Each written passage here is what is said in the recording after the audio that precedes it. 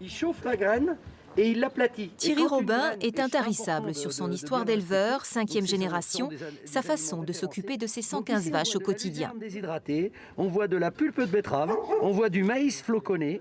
Il est signataire du pacte pour un engagement sociétal créé par l'interprofession qui comporte 12 points, du local au goût, de l'emploi au bien-être animal.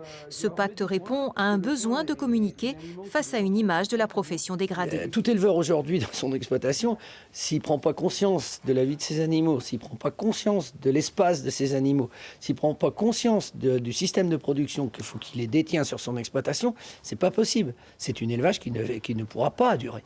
C'est pas possible. Invité sur son exploitation 3 parlementaires vendéens, à qui mission est donnée de porter la parole des éleveurs sur la question de leur faible rémunération et leurs pratiques, alors que circule sur les réseaux sociaux un référendum d'initiative citoyenne pour les animaux.